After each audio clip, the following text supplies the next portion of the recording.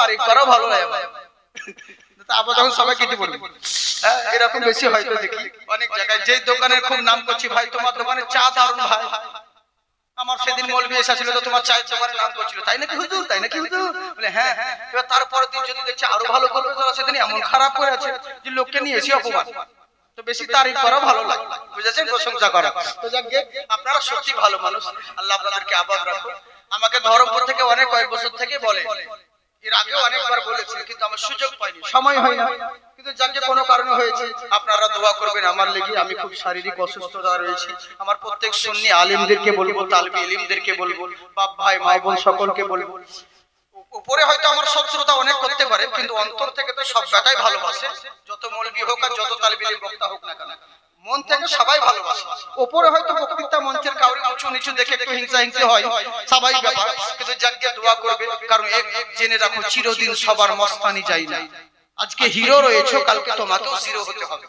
আর বক্তৃতা মঞ্চের দিকে তো আমরা তো নতুন নয়, আমরা তো বহুত সিনিয়র। আমাদের হুজুরে দেখেন, বাদখালা বাড়ি মানে হুজুরের নাকি, উনি ভালো করে জানেন।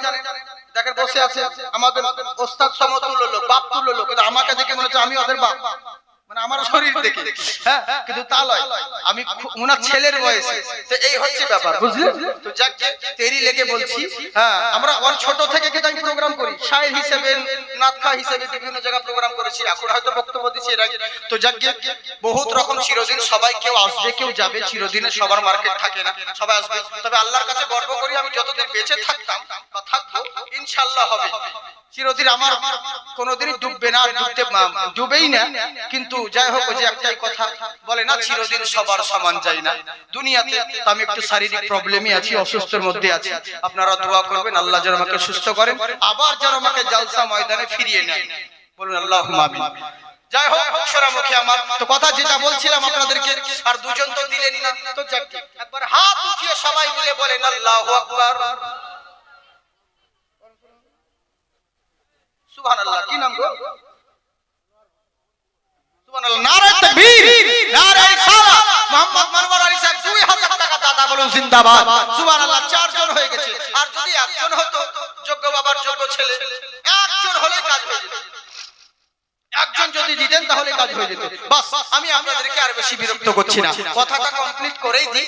বহুত কথা সামনে আছে, এখন দেখা যাক কত দূর সামনে যেতে পারি। একবার মহব্বতে বলেন সুবহানাল্লাহ। পয়সা দিবি নাকি? যা যা, গাড়ির কাছে যা, ড্রাইভার কে যা, দেখ কে টোটো বাইক করে মোটরসাইকেল লাগিয়ে দিবে, তোরা পাছারে জলসা করতে গিয়ে আমার 5 লাখ টাকা জিনিস ক্ষয় হয়ে যাবে। যা, গাড়ি কাছে থাক। জি, হ্যাঁ, এরকম অনেক জন হয়তো দাগ টাক আমার কটা গাড়ি যে নষ্ট করেছে তা ঠিক নাই। নতুন গাড়ি নিয়ে দেখো ছেলা পেলে এমনি করে দাগ কাটছে, পাথর নিয়ে ওখানে দাগ কাটছে, তবে ওটা নাম লেখার জায়গা। কি বলবো, মৌলবি মানুষ তো লেগে কিছু বলতেও পারি না, এই হচ্ছে অবস্থা। তো যার জন্য পরিস্থিতি দেখে বলতে হয়। আল্লাহ আমাদের সকলকে হেদায়েত করুক। বাপজি সোনামুখী আমার, তাই এবার করলো কি, সবাই মিলে বলছে শোনো, তুমি বলো নবীর মহব্বত কোথা থেকে পেলে? বলে আমার পরিবারের কাছ থেকে। তোমার আব্বা জানের নাম কি? বলে আব্বা আমার নেই, উনি দুনিয়া থেকে বিদায় নিয়ে নিয়েছে। বলে কেমন করে?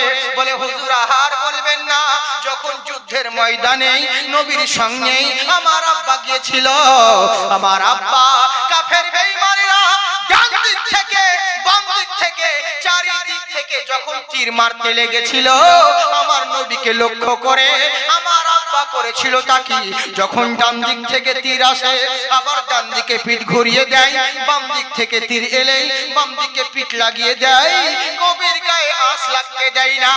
এক নয় দুই নয় করতে করতে আমার আব্বার পিঠে 39টা তীর বিঁধেছিল, তবু আমার সাহাবী কান্না করেনি, মুখে যেন মুচকি হাসি ছিল। ওরে বিশ্ব জগৎ ঘুরলে যার জোড়া পাবে না, আমার নবীর মতো আর নবী হবে না। সুবহানাল্লাহ বলেন। কোথায় গেলে পাবো মোরা এমন দয়ার নবী, জিনার হাতে রোজ হাসরের জান্নাতের চাবিকাঠি। কোথায় গেলে পাবো মোরা এমন দয়ার নবী, জিনার হাতে রোজ হাসরের জান্নাতের চাবিকাঠি। ওরে সেই নবীজি ধরাই এসে দিলেন খোদার ঠিকানা, আরে সেই নবীজি ছাড়াই এসে দিলেন খোদার ঠিকানা, আমার নবীর মতো আর নবী হবে না, আমার নবীর মতো আর নবী হবে না। তাই চিন্তা করুন হুজুর, পিঠে এক নয় করে 39টা তীর লেগেছিল, তবু আমার সাহাবী হাসতেছিল। জিজ্ঞাসা করা হলো, ও আমার সাহাবী বলো তুমি হাসছিলে কেন? হাসার একটাই উদ্দেশ্য, 39টা তীর পিঠে লেগেছে, কান্না তো আসবেই, কিন্তু কান্না সহ্য করে মুখে হাসি দেখাচ্ছিল শুধুমাত্র নবীর কারণে। আমার চোখে যদি পানি চলে আসে, আমার দুঃখ দেখে নবী কষ্ট পাবে, আমি মরে যাব, বেঁচে থাকাকালীন নবীর কষ্ট সহ্য করব না। ও যখন থাকি দূরে দিশে হারা, এই হৃদয়ে লাগে বেদনা, নবী তোমায় কত ভালোবাসি, সেটা আমি ছাড়া কেউ জানে না। সুবহানাল্লাহ বলেন। বলছে হুজুর, আমি বেঁচে থাকাকালীন নবীর গায়ে আঁচ লাগুক, নবী কষ্ট পাক, এটা সহ্য করব না। পরস্পর অনেকক্ষণ সময় হয়ে গেল, হাজার হলেও রক্তে মাংসে গড়া মানুষ কতক্ষণ আর সহ্য করবে? বুড়ো হয়ে জমিনে পড়ে গেলেন। জমিনে পড়ার পরে নবী মুস্তাফা আমার দেখে অবাক হয়ে গেল, তীর দেখে অবাক হন নাই। নবী আমার বুঝতে পেরেছেন তীর তার কাছে লেগেছে, কিন্তু অবাক হলো একটা কারণে, সাহাবীর দেখছে বাম হাতে ঢাল রয়েছিল। ঢালের কাজ হলো কাফেরদের তীরগুলোকে রোখার জন্য যুদ্ধের ময়দানে ঢাল ব্যবহার করা হয়, কিন্তু সাহাবীর হাতে ঢাল থাকা সত্ত্বেও নিজের তীর ব্যবহার করেছিলেন সমস্ত তীরগুলোকে ঢাল দিয়ে রোখার কথা, কিন্তু সাহাবী আমার ঢালের পরিবর্তে নিজের পিঠ দিয়ে তীরগুলোকে রুখেছিলেন। এটা কেমন করে হলো? কি যত্নের সম্ভব হলো? অথচ ঢাল রয়েছে। আমার নবী মুস্তাফা সাহাবীকে কোন রকম উঠিয়ে নিয়ে বলছে, আচ্ছা বলো তো সাহাবী আমার, তোমার হাতে ঢাল ছিল, অথচ ঢাল থাকা সত্ত্বেও কেন পিঠ তুমি ভিড়িয়ে দিলে? আমার সাহাবী বলছে, সাদাক্তা ইয়া রাসূলুল্লাহ, ফিদাকা আবি ইয়া উম্মি, আপনি ঠিকই বলেছেন হুজুর, আপনার পদতলে আমার পিতা মাতা কুরবান হয়ে যাক। আপনি ঠিক বলেছেন, আমার হাতে ঢাল ছিল, আমি ইচ্ছে করলে কাফেরদের তীরগুলোকে আমার ঢাল দিয়ে রুখতে পারতাম, কিন্তু রুখিনি একটা কারণে, কারণ আমি যদি কাফেরদের ঢালগুলোকে রুখতে যেতাম, আমাকে কাফেরদের সম্মুখীন হতে হতো। সামনাসামনি না হলে তীরগুলোকে রুখবেন কেমন করে? সামনাসামনি হতে হবে, পিছন দিয়ে কখনো তীরগুলোকে ঢাল দিয়ে রুখানো যায় না। ঢাল দিয়ে তীর রুখতে গেলে কাফেরদের দুশমনের সামনাসামনি হতে হবে। তাই হুজুর কাফেরদের সামনে হতে হতো, এর লেগে ঢাল ব্যবহার করিনি। আমার নবী বলেন, সামনাসামনি হলো তো কি ক্ষতি হলো?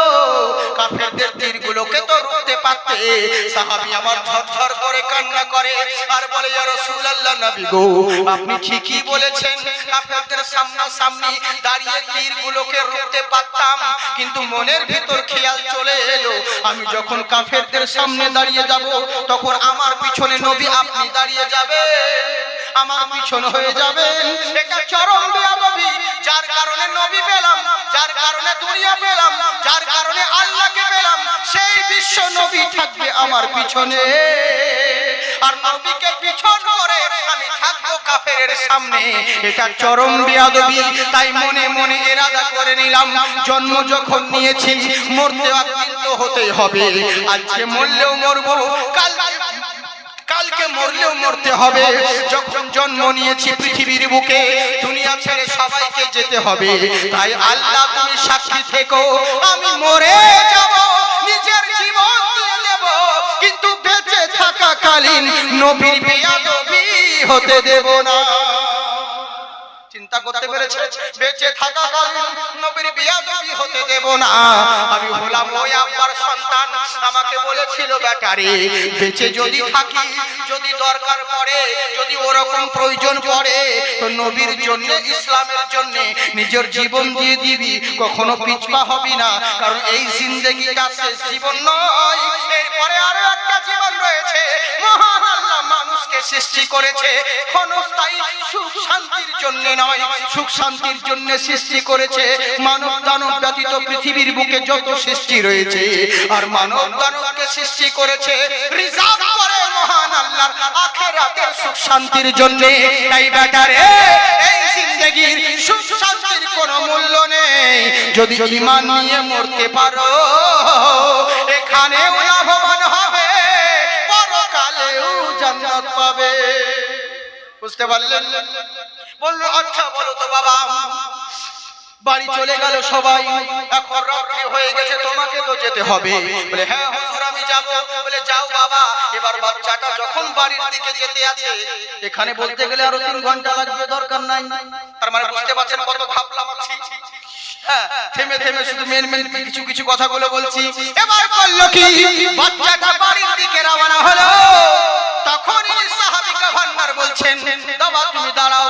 বলে কি হুজুর? বলে দাঁড়াও বাবা, একটা চিঠি লিখে দিচ্ছি, এই চিঠিটা তুমি তোমার বাড়ি যাওয়ার সময় খুলে দেখবে না। এই চিঠিটা রাস্তার ধারে জঙ্গল পড়ে রয়েছে, ওই জঙ্গলে এই চিঠিটাকে তুমি লাগিয়ে দিবে, যে কোনো একটা গাছে টাঙিয়ে দিবে, তারপর বাড়ি চলে যাবে। বাচ্চাটা চিঠি হাতে করে নিয়ে সামনে গিয়ে একটা জঙ্গলে গাছের মধ্যে টাঙিয়ে দিল, গাছের ডালে টাঙিয়ে দিল। টাঙানোর পরে বাচ্চা খুলেও দেখলো না, পিছন দিকেও দেখলো না। কেমন বাচ্চা চিন্তা করুন, নিষেধ করা হয়েছে, আমির বলেছে চিঠি খুলে দেখবে না, উনি তাকিয়েও দেখলো না। বলে পিছন দিকেও তাকাবে না, সেটাও লক্ষ্য করলো না। এ হলো কোনো মোল্লার বাচ্চা নয়, রাসূলুল্লাহ সাহাবীর বাচ্চা। বুঝলেন? এর লেগে তো আমার আর আপনার বাচ্চার মধ্যে তফাৎ। আমাদের বাচ্চাগুলো তো সেরকম হয়, কিন্তু ইসলামের কেমন দেখুন, ইসলামিক এরই লেভেলকে বলি যে কোনো ধর্ম মানুষ হন না কেন, বহু মানুষের জীবনী ইতিহাস করেছেন, কিন্তু আমার ইসলামিক গভর্নরদের জীবনী পড়ুন। আপনি নবীর কথা বাদ দেন, নবীর গোলামের যে গোলামকে আপনি যার জীবনী ফলো করবেন, আপনি যাকে অনুসরণ করবেন, তিনি আপনাকে স্বর্গের রাস্তা দেখিয়ে দিবেন। সুবহানাল্লাহ। এখনো আমার ইসলামিক, কিন্তু মুসলমান আমরা নিজেই তো দায়ী, আমরা তো নিজেই পড়ি না, আমরা তো নিজেই ফলো করি। মুসলমান শুধু নামের মুসলমান, কিন্তু আমাদের মধ্যে ওই আদর্শ আছে কিচ্ছু না। রাস্তায় চললে জানতে পারবেন না কে মুসলমান আর কে গায়ের মুসলমান। লোকে বলে মুসলমান খারাপ, মুসলমান এই। শোনো, ইসলাম ধর্মকে গালি দিও না, আমার ইসলাম সচ্চা ধর্ম, শান্তি ধর্ম। কিন্তু যে মুসলমানগুলো নামধারী মুসলমান হয়ে আছে, ওরা শুধু তোমাদের মতই, এতে শুধু নামটাই মুসলমান আছে, আর তোমরা শুধু মুসলমান হওনি, এটাই তফাৎ। বাকি এরাও সেই তোমাদের মতো, আর এদের কারণে ইসলাম বদনাম হচ্ছে। এদের লাগে ইসলাম বদনাম হচ্ছে। আমরা তো নামের মুসলমান, চোখে দেখতে পাই না, নাম নজর আলী। ভালো কথা কাউকে কোনোদিন বলে না, নাম রেখেছে আদর আলী। যার বাপ কোনোদিন সোনা চোখে দেখেনি, তার নাম সোনালী। যার রূপের কোনো বাহার নেই, তার নাম রূপালী। যার গায়ের গন্ধে পাশে বসে কেউ 1 মিনিট থাকতে পারে না, তার নাম আদর আলী। রাত 10টার পরে কুকুরের ভয়ে বেরোয় না, নাম তার বাহাদুর আলী। বুঝলেন? ও যে গোমাংস খায় আর মধ্যে মাঝে জুম্মা মিসকল মারতে যায়, এটাই তো আমরা মুসলিম ভাই। কিন্তু ওকে মুসলমান বলে না। ঢোলের উপরে বাড়ি দিলে বহুদূর শব্দ যায়, ভিতরটা খুলে দেখলে পুরোটাই ফাঁকা। তেমনি আমরা নামের মুসলমান হয়েছি কাকা। বুঝলেন? হে আল্লাহ আমাদেরকে অরিজিনাল প্রকৃত মুসলমান হওয়ার তৌফিক দান করেন, বলুন আল্লাহুম্মা আমিন। জি, আমি আর বক্তব্য এখানে শেষ করে দিই, যেহেতু টাইম হয়ে গেছে। নাকি ছেড়ে দিয়ে আপনাদের আবার খাবার দাবার ব্যবস্থা আছে। ওরা যে ছিল যদি কোন দিকে আরেকটু চালাতে হবে, চলছে না ছিল। হ্যাঁ হ্যাঁ, আমার সাথে পয়সা দেন, আমার সাথে এত গরিব না। আরে পয়সা দিলের গরিব হলে, পয়সার গরিব হলে হবে কি? অন্তরের তো বড় লোক আছে নাকি? অন্তর থেকে টাকা পয়সাটা সবচাইতে মূল্যবান জিনিস নয়, এটা জেনে রাখবেন। ভালোবাসা হচ্ছে এমন একটা জিনিস, লক্ষ কোটি টাকার চাইতে দামি জিনিস, মহব্বত। অতএব শেষ দোয়া নিয়ে যাবেন বাপজি সোনামুখী আমার। আপনাদের ভালোবাসায়, আপনাদের দোয়াতেই তো আল্লাহ টিকিয়ে রেখেছে। তাহলে আমরা সাধারণ মানুষ, কি আমাদের দাম আছে? কি জিনিস আছে? আমরাও যা, আপনারাও তা। কিন্তু আল্লাহ রাসূলের গুণগান করি বলে আল্লাহ এত মর্যাদা দিয়েছে। ওলিয়া উলিয়াদের নিগাহে কারামে আপনাদের বাপ দাদা দোয়া আল্লাহ বড় করেছে, বুঝেছি বাবজি সোনামুখী আমার, এরই লেগে বলছি। তো তবে একটাই অনুরোধ, দুনিয়ার বুকে আপনি কত বড় দামি গাড়িতে চললেন, ওটা বাহাদুরি নয়। বিশাল বড় বিল্ডিং এ বসবাস করেন, এয়ার কন্ডিশনে, ওটা বাহাদুরি নয়। কত দামি দামি খাবার খাচ্ছেন, এটাও বাহাদুরি নয়। মেন বাহাদুরি তখন দেখা যাবে যদি মরণের সময় আপনার ঈমান নসিব হয়, বুঝলেন? আর যদি মরণের সময় ঈমানটাই নসিব না হলো, আপনার কিসের দুনিয়াবি বালাখানা, কিসের বাহাদুরি, ইকুল উকুল দুটোই গেল। আর দুনিয়াতে লাঠি ঝাঁটা খেয়ে না খেয়ে গোটা কষ্ট করে যদি থাকেন, গোটা শরীরে যদি ফুকাও হয়ে যায়, ক্যান্সার হয়ে যায়, কোনো প্রবলেম নেই। কিন্তু মরণের সময় যদি ঈমান নিয়ে মরতে পারেন, এখানেও লাভবান, ওখানেও লাভবান। আল্লাহ যেন আমাদেরকে ঈমান নিয়ে মরতে পারি, সবাই বলেন আল্লাহুম্মা আমিন। যাই হোক সোনামুখী বাপজিরা আমার, আপনাদেরকে বিরক্ত করবো না, তবে নবীর ঘরের জন্য আপনাদেরকে বলবো, মাত্র 12 জন আমার নবী মুস্তাফা পৃথিবীর বুকে এসেছেন 12 রবিউল আউয়াল। তো 12 জন ব্যক্তি 500 করে টাকা দেন, তাহলে আমার জন্য চাইছি, আমার জন্য নয়, নবীর ঘরের জন্য চাইছি, এই মাদ্রাসার জন্য 12 জন ব্যক্তি 500 করে টাকা দিয়েছেন, বলে যে আর দিতে হয় না, এটা নয়, বুঝেছেন? দিয়েছেন বলে যে আর দিতে হবে না, এটা সোনামুখী আমার। ইনশাআল্লাহ টাকা হোক, ধান হোক, চাল হোক, যা দিবেন তাই গ্রহণ করে নিব আমরা, স্ট্যান্ডার্ড ফকির, যা দিবেন সব নিয়ে নিব, কোনো ব্যাপার না। নবীর ঘরের জন্য, খোদার ঘরের জন্য আপনাদের কাছে চাইছি বাপজি সোনামুখী আমার, যার কাছে যেটা আছে সেটা দিবেন। সুবহানাল্লাহ, 50 কেজি ধান। আল্লাহ, কি নাম বাপজি আপনার? মুসা হক সাহেব। নারে তাকবীর, নারে রিসালাত। মুসা হক চাচা আমার এখানে ছিল, আর ছিল কি না ছিল তা দেখো, তারে বোঝা গেল। আমিন আমিন আল্লাহ আমিন আমিন, তার মনের আশা পূর্ণ করো রব্বুল আলামিন। 5 কিলো না 50 কিলো ধান, আল্লাহ তাআলা তার নেক দোয়া কবুল করো, বলুন আল্লাহুম্মা আমিন। ইনশাআল্লাহ 3 কিলোমিটার দূরে দোয়া করব, জান বড় করে হবে, চিন্তা নাই, বড় ধান হবে হবে, কেউ হবে না, আমরা সুখী মানুষ, সবই হচ্ছে। তবে দেশের যা পরিস্থিতি, যত দিন যাচ্ছে তত অশান্তি বাড়ছে। আজকের দিনটা গেল মানে ভালো, আগামী কালকে যে আজকে এর থেকে আরো খারাপ, যত দিন বাড়ছে।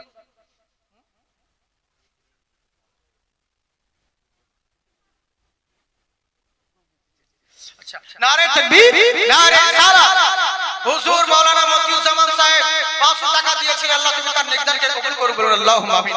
যাই হোক বাপজি আমার দিয়েছেন, দেখেন রাখেন, হ্যাঁ মূল বিরোধী না, লোকে বলে তাই, কিন্তু না এটা আমাদের জি মাশাআল্লাহ সুবহানাল্লাহ।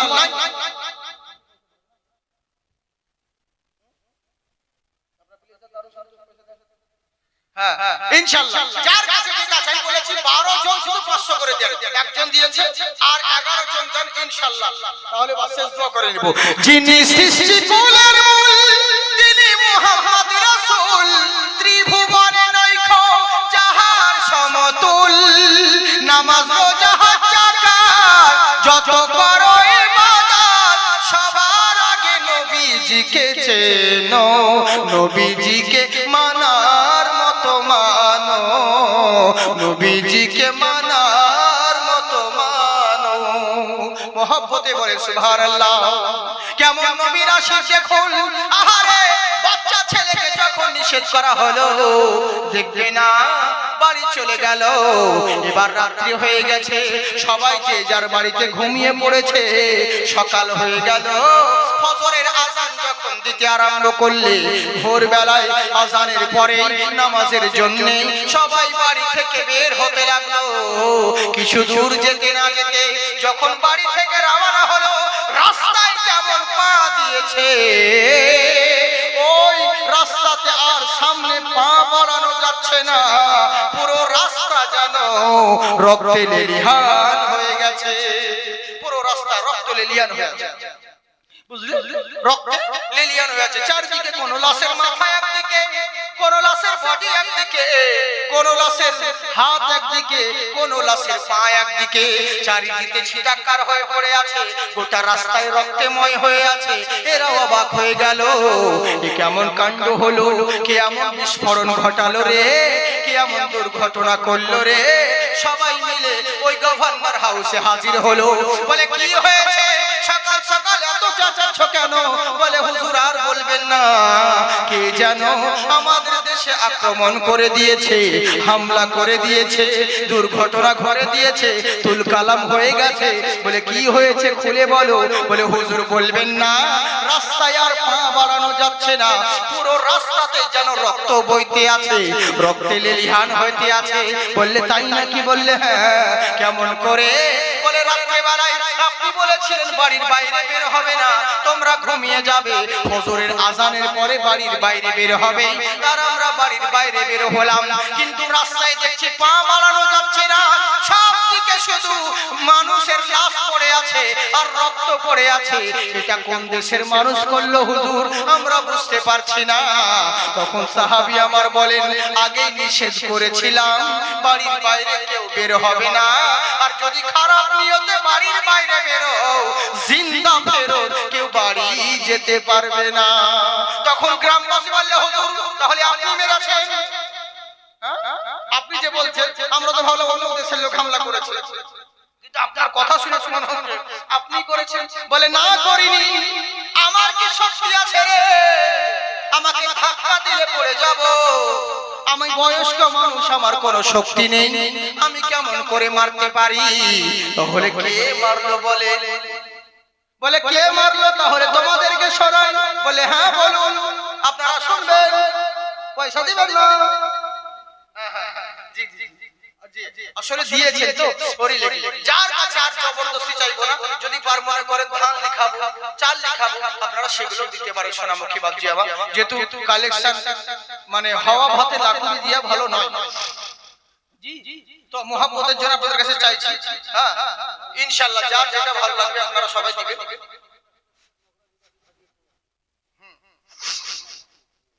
জি জি, আল্লাহ আপনাদেরকে আবাদ রাখুন। মাশাআল্লাহ, জিন্দাবাদ। আচ্ছা বিরাসাতি ওরে আমার মতন মৌলবীর নাম করলে বা কেউ না করলে, মৌলবীর নাম করবে, নারা লাগাবে, তবে আপনার দান কবুল হবে, এটা কোনো কথা হলো? আমাদেরকে বলতে হয় লোকদের উৎসাহ বাড়ানোর জন্য। তাই বাকি যে আল্লাহর ঘরে দিচ্ছেন, রাসূলের ঘরে দিচ্ছেন, সে জানলে পরে হবে, মানুষকে জানা দরকার। আল্লাহকে মানুষ কদিন, মানুষ তো স্বার্থপর, দুদিন আপনার ভালো পাবে, দুদিন আপনার নাম করবে। আপনারা তো দূরে কথা, আমরা কি সবার জন্য ভালো? সাইডে খালি কাউকে আমাদের নাম করে দেখিয়ে, প্রশংসা করে দেখিয়ে, অ্যালার্জি চুলকানিতে কত রকম বদনাম করবে, বুঝলেন? তো তাহলে মানুষ তো বেওয়াফা, সামনে আপনার নাম করবে, পেছনে বদনাম করবে, তো কি দরকার? ও সমস্ত জিনিস নিয়ে মাথা ঘামিয়ে লাভ না। আল্লাহ আল্লাহ রাসূল খুশি থাকলেই হলো, বুঝলেন বাবজি সোনামুখী আমার? হ্যাঁ, আল্লাহ আপনাদেরকে আবাদ রাখুন। যাক আর 200 টাকা হেলা হেলা দিয়েছেন, আল্লাহ তাআলা নেকদানকে কবুল করুন। আর যদি কেউ থাকেন তাড়াতাড়ি করে 3-4-5 মিনিটের মধ্যে আপনাদেরকে বলবো, 5 মিনিটের মধ্যে চলে আসুন, তারপরে ইনশাআল্লাহ শেষ দোয়া আপনাদের জন্য হবে। যার শেষ ভালো তার সব ভালো। ইউটিউবার নাকি আপনারা? কি চ্যানেল গো? জলসা টিভি 24 মানে 24? ওরে আপনি তো মনে হয় কিছুদিন আগে আমগড়িয়ে গেছিলেন নাকি? ওরে বাবা রে, হ্যাঁ আমগড়িয়ে গেছিলেন। জি জি জি জি, হ্যাঁ হ্যাঁ হ্যাঁ। যে আল্লাহ আপনাদেরকে আবাদ রাখুন। ভাই সোনামুখী আমার খুব ভালো। আজকাল ফেসবুকে ইউটিউবে বহুত কিছু দিচ্ছে, বুঝলেন তো? কি করব, খুব সমস্যা। আর মানুষ বুঝেছেন, কেউ কিছু বুঝতে চাইছে না, উল্টো পাল্টা ফালতু কমেন্ট, ফালতু কমেন্ট বুঝেছেন? কেউ যাকে চিনেই না, যাকে চিনেই না ধরে। সেদিনকে কে কোথায় শুনেছে? বলে জাকির হোসেন চৌধুরী। তো বলে হ্যাঁ, বলে ওকে চিনি। বলে কোথায় চিনেছো? বলে জাকির হোসেন চৌধুরী কে চিনবো না? ওর ছেলে আমাদের সাথে পড়তো, ওর ছেলে আমাদের সাথে পড়তো। বলে কোথায় পড়তো? বলে এলাহাবাদে। যা সালা, আমার ছেলে কোন হলো? আমি তো ছেলে, বুঝলেন? এই হচ্ছে ব্যাপার, মানে আন্দাজে যাকে উতাও ভালো কথা বলেছে, কত ছিল বলেছে জাকির হোসেন, ও সে টিভিতে গান করতো, ওই নাকি এখন বক্তা সিরাজ। যা বাবা, মানে এমন এমন কথা বলছে পাবলিকের শোতাই নাকি গো, ওরই লেগে ওর গলাটা ভালো, কিন্তু আসলে কিছুই নয়, বুঝলেন? এরকম মানুষ যে যা পারে। এখন ইউটিউব ফেসবুকে ওরকমই তো হচ্ছে। কে কাকে বলছে জিলাপি হুজুর, কে কাকে বলছে মুরগি হুজুর, কে কাকে বলছে ফুটকা হুজুর, যে যেমন পাচ্ছে সে তাকে গালিগালাজ করছে, বুঝলেন? নিজে নিজেরাই যে যেখানে পাচ্ছে। একটা মৌলবীর ওয়াজ শুনতে গিয়ে ওখানে দেখছি যদি 500 জন কমেন্ট আছে, তো 500 এর মধ্যে দেখা গেল 100 জন ভালো, বাকি 400 জনই খারাপ। 400 জনই খারাপ বলেছে। আর মৌলবীদেরকে সহজে কেউ খারাপ বলবে না, বলবে কারা? মৌলবীরাই বলবে, বুঝলেন? এটা জেনে রাখিয়ে, ডাক্তারের দুশমন ডাক্তার হয়, হ্যাঁ, মাস্টারের শত্রু মাস্টার হয়, সাধারণ কোনো মানুষ হতে যায় না। তো তেমনি পাবলিক এখনো মানুষকে যথেষ্ট ভালোবাসে, সম্মান করে, কিন্তু এই সম্মান কিছু কিছু আলিমদের দ্বারাতে নিজের সম্মান নষ্ট হচ্ছে। যেমন আমাদেরকে বক্তব্য রাখতে হয়, কি করব, জালসাতে যাচ্ছি, প্রথমেই আগে বলে দিতে হুজুর ওই গজল আপনাকে বলতে হবে, ওই কালকে নেটে দেখিয়ে ওই অবস্থা আপনাকে শোনাতে হবে। এবার আমি যখন ওইটা বলতে যাচ্ছি তখন এবার বলছে এই ভাড়ে মাল নাই তো, এই একই তো কথা বলছে, সেদিন যা বলছিল আজ তাই বলছে।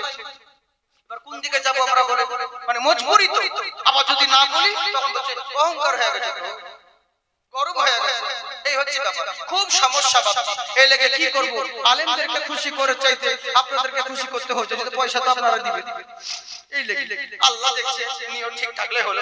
আল্লাহ আমাদের সবাইকে আবাদ করুক, বলুন আল্লাহুম্মা আমিন। যাই হোক, একজন 100 টাকা দিয়েছেন নবীর মাদ্রাসার জন্য, আল্লাহ তুমি তাদের নেকদানকে কবুল করুক, মাশাআল্লাহ। কথাটা বলেই দিই আপনাদেরকে, একবার হাত উঠিয়ে বলেন আল্লাহু আকবার।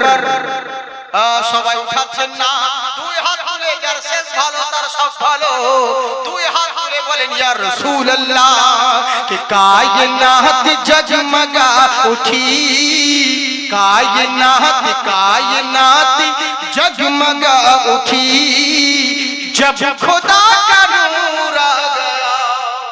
सुभान अल्लाह बोलें, कायनात जगमगा उठी, जब खुदा का नूर आ गया, जब खुदा का नूर आ गया, जब खुदा का नूर आ गया, कायनात जब खुदा का नूर आ गया, कि कुदसियों में धूम मच गई, कुदसियों में धूम मच गई।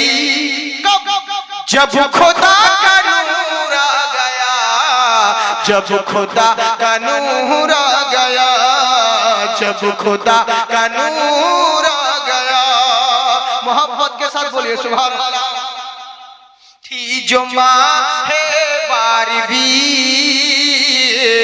हर तरफ जो फैली रोशनी, हर तरफ जो फैली रोशनी, थी जो माहे बारवी, हर तरफ जो फैली रोशनी, के कुफर की तो जान निकल गई, कुफर की तो जान निकल गई, जब खुदा का नूर आ गया, जब खुदा का नूर आ गया, जब खुदा का नूर आ गया। আল্লাহর রাসূলের সাল্লাল্লাহু তাআলা আলাইহি ওয়াসাল্লামের সাহাবী বলতে আছেন, শোনো আমি বলেছিলাম কি আপনাদের ভালো হবে, এটা সেদিন কমপ্লিট হয়নি, আজকে কমপ্লিট ক্লাস শিখাতে হবে, কেটে কেটে দেব, অসুবিধা নেই, চিন্তার কোনো কারণ নেই। তবে ভাই জোড়াত করছি, উল্টা পাল্টা থাম্বেল দিয়ে না, থাম্বেল খুব গন্ডগোল জানেন তো, কত জায়গায় থাম্বেল দিচ্ছে, আমার ছবি টাঙিয়ে, মানে ঠাকুরের ছবি দিয়ে দিচ্ছে। একটা বাংলাদেশের এত বোকা এত বদমাশ আমি ভাবিনি, বুঝতে পারেন, ছবি দিয়ে দিচ্ছে আর আমার হাতে বাঁশ দিয়ে বলছে দেখো যাকে ছবি দিয়ে অমুক ঠাকুরকে বাঁশ দিয়ে দিল। আচ্ছা বলে রাখবে কি রাখবে না, উল্টা পাল্টা কথা, এই হচ্ছে অবস্থা। এরকম কেন করবে ভাই? আমার ইসলাম কাউকে আঘাত দিয়ে কথা বলে না, ওই শিক্ষা দেয়নি আমাদের ধর্ম, এটা জেনে রাখি। আমার ধর্ম সবচাইতে আলা ছিল, আছে এবং চিরদিনই থাকবে, বুঝে রাখো। পৃথিবীর বুকে ধর্ম বলতে একটাই, সেটা হলো ইসলাম। আর আমরা গর্ব করে বলি ওই ইসলাম ধর্মকে মান্য করা ব্যক্তি আমরা হচ্ছি মাসলাকে আহলে সুন্নাতুল জামাতের অনুসারী। আল্লাহ আমাদেরকে এই মাসলাকে আহলে সুন্নাতুল জামাতের প্রতি যেন কায়েম রাখেন, সকলে বলি আল্লাহুম্মা আমিন। আচ্ছা রহিম সাহেব মতেপুর 500 টাকা দিয়েছেন, আল্লাহ তুমি তাদের নেকদানকে কবুল করো, মাশাআল্লাহ। ড্রাইভার করলো কি, বাচ্চা ছেলে বলছে চিঠি দিয়ে চলে গেছেন, বলছে শোনো তোমরা ভেবেছিলে গ্রামে অন্য গ্রামের লোক হামলা করেছে, তুল কালাম হয়েছে, এটা তোমাদের ভুল ধারণা, জেনে রাখো ওই তাদেরকে কেউ মারেনি। বলে কে মেরেছে? আপনি মেরেছেন। বললেন আমিও মারিনি। বলে কে মেরেছে? বললে শোনো তোমরা যখন বাড়ি চলে গেলে একটা বাচ্চা ছেলের হাতে চিঠি লিখেছিলাম আর বলেছিলাম বাবারে বাড়ি যাওয়ার সময় ওই চিঠিটা জঙ্গলের গাছে টাঙিয়ে দিবি। ছেলেটা জঙ্গলের গাছে চিঠি টাঙিয়ে দিয়েছিল। ওই চিঠিটা কাকে লিখেছিলাম শোনো। বলে কাকে লিখেছিলেন হুজুর? বলে ওটা লিখেছিলাম জঙ্গলের পশুর উদ্দেশ্যে। জঙ্গলের পশুকে লিখেছিলাম, আরে জঙ্গলের পশুরা তোদের উদ্দেশ্যে চিঠি লিখা হলো। আমি হলাম নবীর গোলাম। আমার দেশে থাকাকালীন যদি কেউ অন্যায় করতে আসে, কেউ অত্যাচার করতে আসে, ডাকাতি করতে বাড়ির বাইরে থেকে বের হয়, তাহলে আচ্ছা বেশ ঠিক আছে, মহিলাদের তরফ থেকে 2000 টাকা আবার দিয়েছি। ভালো দিবে ওরা, জানি তার জন্য না। তো কথা হচ্ছে কি, এবার করলো কি তাই জেনে রাখো। ওই বাচ্চা ছেলে মোড় হারিয়ে যায়। বাচ্চা ছেলেকে চিঠি লিখেছিলাম জঙ্গলের পশুর উদ্দেশ্যে আর বলেছিলাম বাবারে জেনে রাখো জঙ্গলের পশুকে লিখেছিলাম আমি থাকাকালীন আমার দেশে কেউ অন্যায় না করে, অত্যাচার না করে, ডাকাতি করার উদ্দেশ্যে খারাপ নিয়তে বাড়ির বাইরে যদি কেউ বের হয়, রাস্তায় যদি কাউকে দেখি, তাহলে তোরা বদলা নিবি, এদের কাউকে জিন্দা বাড়ি ফেরত যেতে দিবি না। বললে তাই নাকি? বললে হ্যাঁ। তাই জেনে রাখো আল্লাহর রাসূল বলেন মান কানা লিল্লাহি কানা আল্লাহু লাহু, যারা আল্লাহর হয়ে যায় সারা দুনিয়া আল্লাহ তাদের হয়ে যায়। তাই জেনে রাখো আমার কথা, আমার বদলা জঙ্গলের পশুরা নিয়েছে।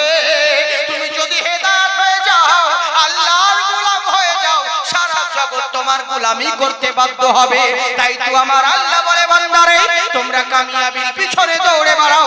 ফামান তাবিয়া হুদায়া, তোমরা হেদায়েত পেয়ে যাও, তোমরা আল্লাহর গোলাম হয়ে যাও, তোমরা কামিয়াব হয়ে যাবে, সাফল্য হয়ে যাবে।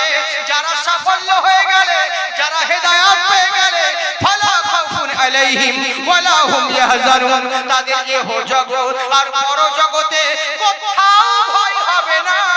আমি আল্লাহ তাদের জিম্মা নিয়ে নিব। সুবহানাল্লাহ বলে। যাই হোক বাপজি সোনামুখী আমার, আল্লাহ আপনাদের আল্লাহর রাসূলের পথে চলার তৌফিক দান করেন। জি জি হ্যাঁ ঠিক আছে। নজরুল ইসলাম সাহেব শ্রদ্ধা 500 টাকা ওয়াদা করেছেন, আল্লাহ তুমি তার নেকদানকে কবুল করুক মাশাআল্লাহ। তো বাপজি সোনামুখী আমার, আল্লাহ আল্লাহ রাসূল আপনাদের আমাদের সকলকে হিদায়াত সিরাতাল মুস্তাকিমের পথে চলান। বলা ও ভাষার মধ্যে ভুল ত্রুটি তো ক্ষমা প্রার্থী। হ্যাঁ ভাষার দ্বারা যদি আপনারা কেউ আঘাত পেয়ে থাকে তো ইনশাআল্লাহ ক্ষমা করবেন। আর শরীয়ত মোতাবেক ইসলামের কথাবার্তা বলতে গিয়ে যদি ভুল করে থাকি আল্লাহ আল্লাহ রাসূল যেন আমাকে ক্ষমা করেন। আল্লাহুম্মা আমিন।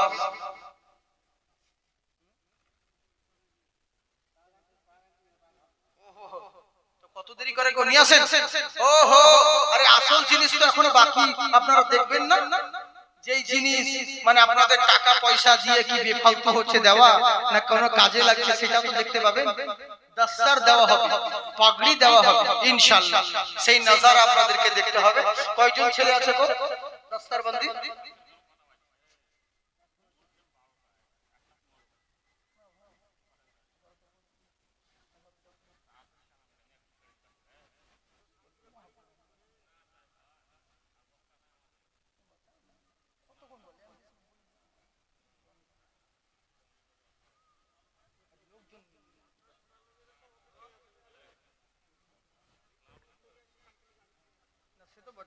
না মাহফিলে আপনাদের হয়তো রাত্রি বেলা অনেক লোক চেরি লেগে বলছে, হ্যাঁ কারণ সবাইকে নিয়ে দোয়া করে তো দিতে হবে।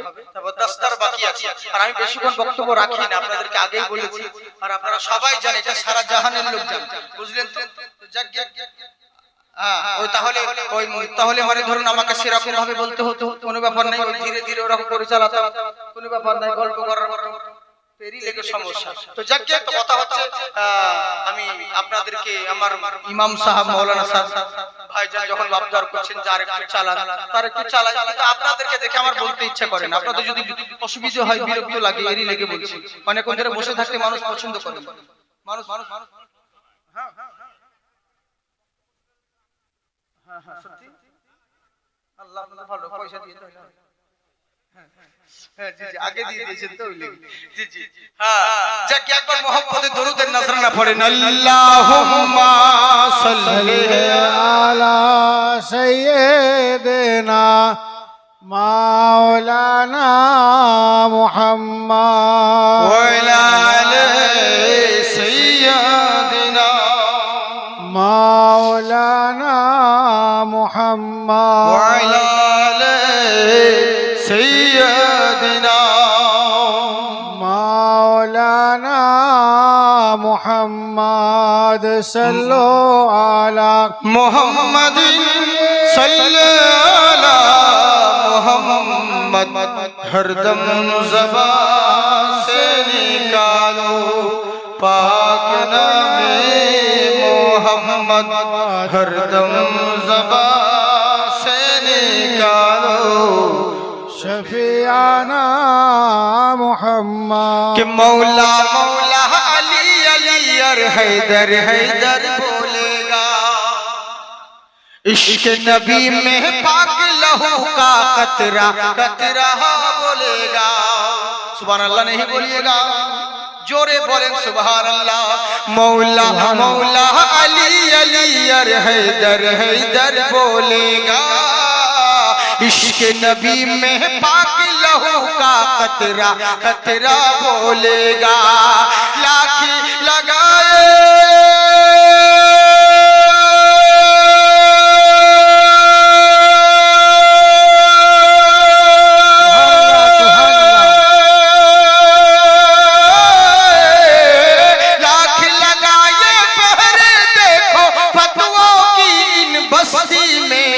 हिंदुस्तान का बच्चा बच्चा आला हजरत बोलेगा जोरे बोले सुभान अल्लाह किसी ने तो नारा नहीं लगाया कम से कम सुभान अल्लाह तो बोलिए हाँ हिंदुस्तान का बच्चा बच्चा आला हजरत बोलेगा मोहब्बत बोले सुभान अल्लाह सुभान अल्लाह আমার মন বলে নোট না থাকলে ভোট দিবেন কত সুন্দর কালাম দেখুন जो है गुलामे आला हजरत इश्क में फखरे अजहर के इश्क में फखरे अजहर के इश्क में फखरे अजहर के जो है गुलामे आला हजरत इश्क में फखरे अजहर के इश्क में फखरे अजहर के जो है गुलामे आला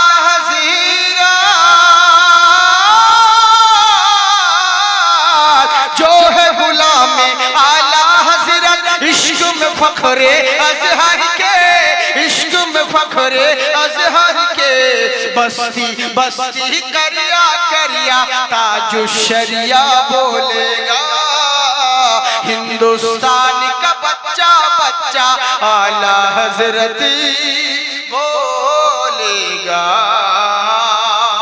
मोहब्बते चोरे बोले सुभान अल्लाह মাশাআল্লাহ সুবহানাল্লাহ চিন্তা কোনো কারণ নেই আপনারা বলছেন তার তবে আমি বলছি বুঝলেন তো আমার জবরদস্ত মানেই নেই আপনারা বলছেন এই লাগি আপনাদেরকে বলতে আছে হ্যাঁ কিন্তু প্রত্যেক জিনিসের একটা ইও থাকা চাই এবার আপনারা যখন ভোর অবধি বসছেন তো আমাকে আপনাদেরকে ভোর অবধি বলতে হবে এটা কোনো নিয়ম হলো আমার একটা যেমন নিয়ম একটা বক্তা খুব জোর হলে 1 থেকে 1.5 ঘন্টা খুব জোর টেনে টেনে দুই তার বেশি তো বলা যায় না একটা প্রত্যেক জিনিসের নিয়ম আছে হ্যাঁ সুযোগে সদ্ব্যবহার করলেও তো হয় না সব দিক দেখতে হবে সব দিক বজায় রেখে আমি শুধু আপনাদের কয়েকটা প্রোগ্রামের জন্য আটকে আছি বুঝলেন আপনাদেরকে তো প্রথমে বললাম যে আমার প্রবলেমের ব্যাপারে দেরি লেগে তো যাকে আল্লাহ পাক বলেছেন বলছি ওরে যারা উঠি পালাই না আমার ঘুরি করতে থেকে আসছে আচ্ছা জি জি জি আপনারা পালালে সুযোগ পায় বক্তারা সুযোগ পায় জায়গায় লোক ঠিক আছে বা ছেড়া ছেড়া কিন্তু আপনারা উঠেন না এই তো হচ্ছে মুশকিল যাক আল্লাহ আপনাদেরকে আবাদ রাখুক বলুন আল্লাহুম্মা আমিন জি তো যে কথা বলতে যাচ্ছিলাম বাপজি সোনা মুখে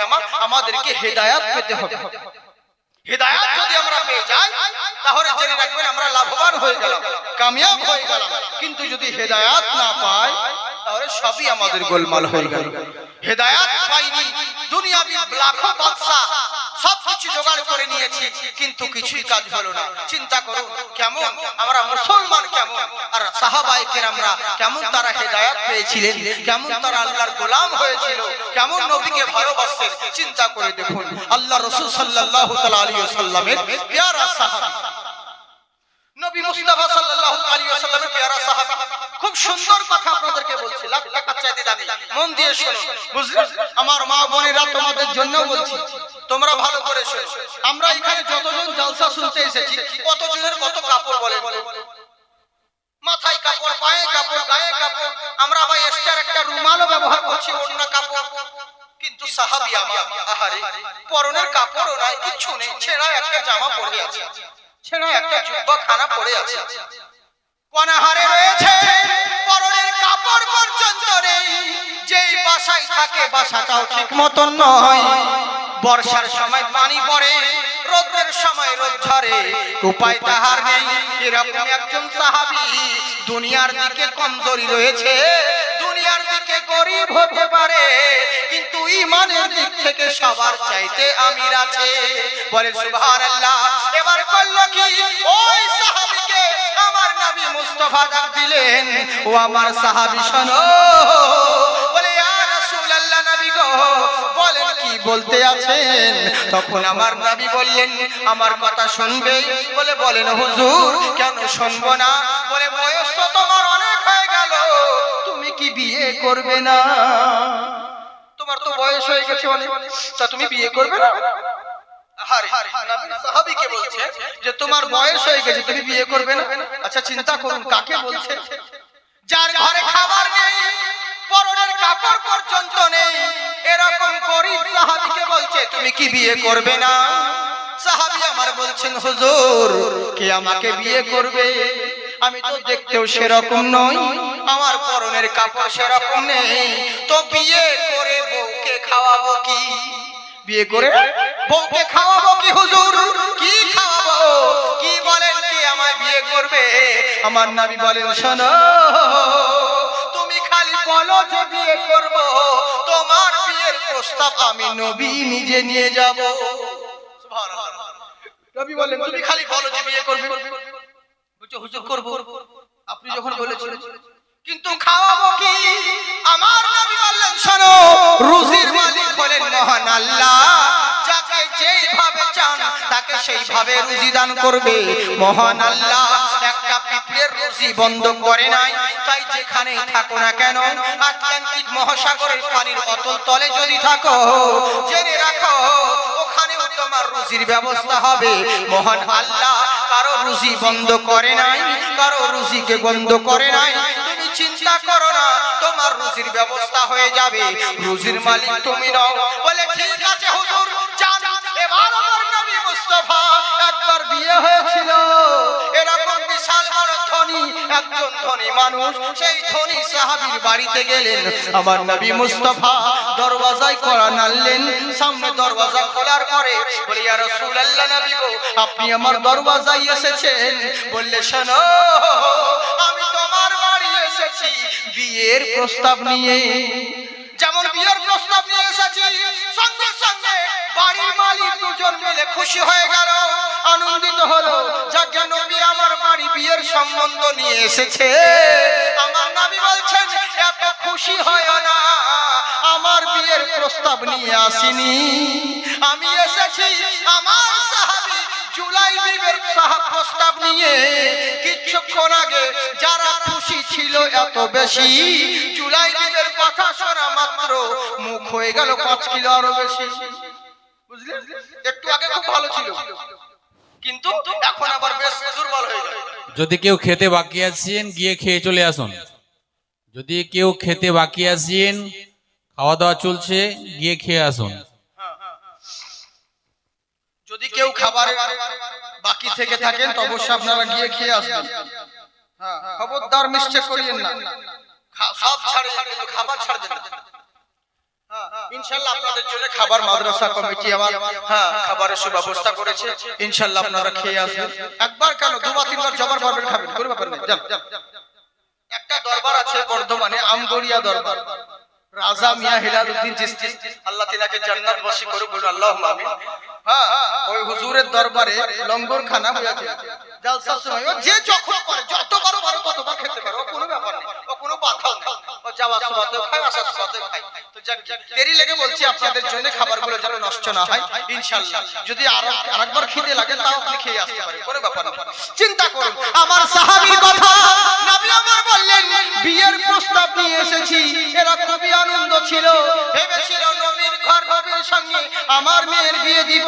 এত বড় ভাগ্যের বিষয়, এত বিশাল বড় সৌভাগ্যবান, নবী আমার জামাই হবে, আমার মেয়ের বিয়ে নবীর সঙ্গে দিব, এর লেগে আনন্দ হচ্ছিল। এবার সাহাবীর কথা যেমন শুনেছে মুখটা ভারী হয়ে গেল, বলে কেন এরকম দৃশ্য কেন? বলে হুজুর আমাদেরকে একটু ডিসকাস করতে দিন, আমাদেরকে একটু ডিসকাস করতে দিন। তারপরে তখন দেখছি মেয়েকে তো যার সঙ্গে বিয়ে দেবো তাকে একবার জিজ্ঞাসা করি।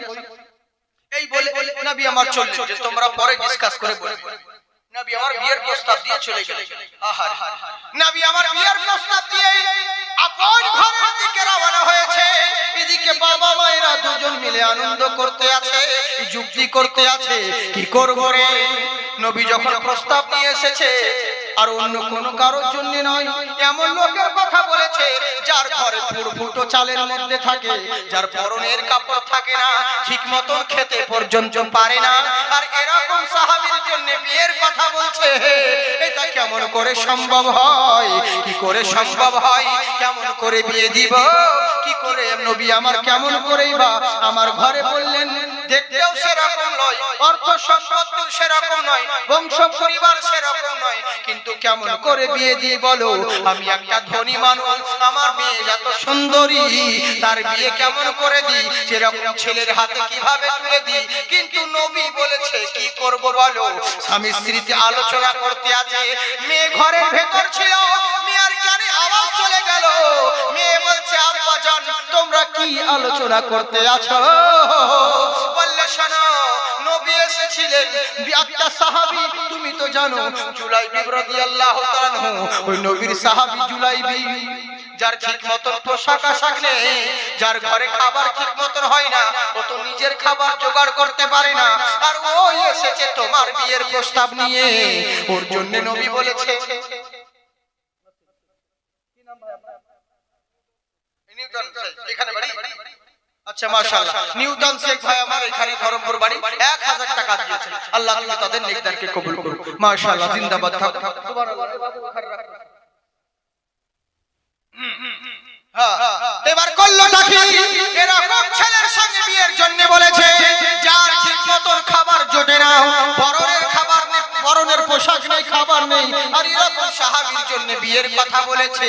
আচ্ছা বলো তো মা কি করবে বলো? তখন